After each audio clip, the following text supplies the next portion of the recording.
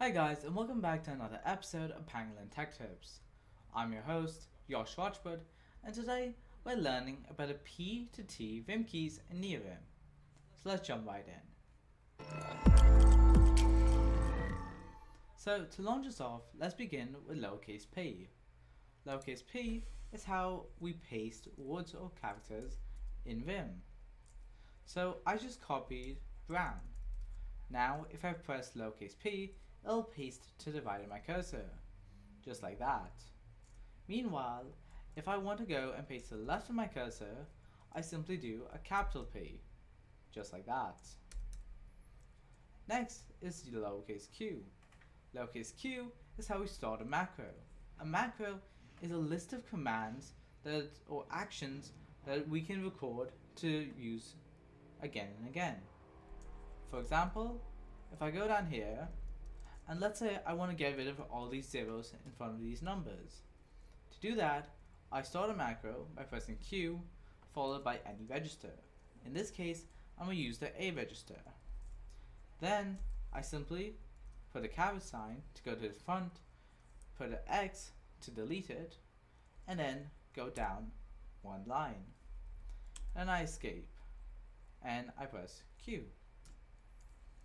Now this macro is stored in the A register. So to run a macro, I simply do the add array sign followed by the register it's stored in this case A. And just like that, it does the same thing.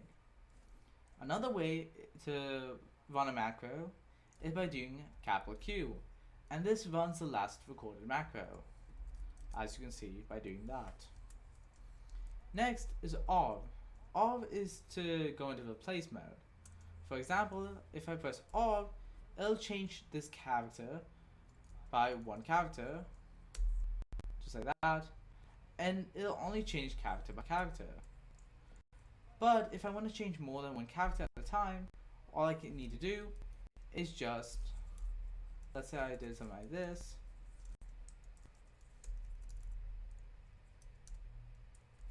right?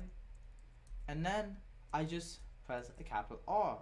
This keeps me in replace mode until I press escape.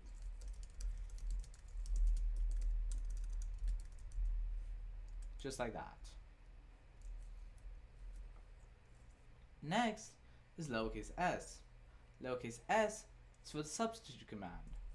The substitute command is much like CL, where it'll change one character at a time. Like that. Capital S, however, is much like DD, where it'll delete a whole line and then put you in insert mode, as you can see here. Finally, we have T. T is for till.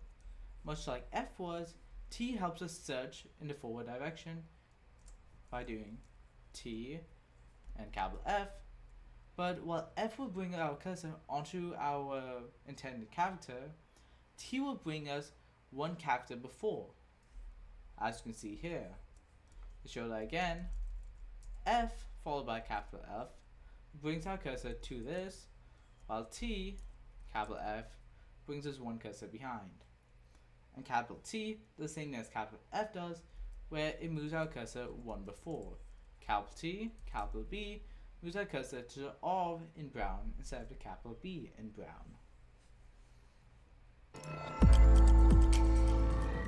If you guys enjoyed today's episode, like and subscribe. It really helps the channel out. If you guys have any comments or concerns, drop a comment below. Until then, see you next week.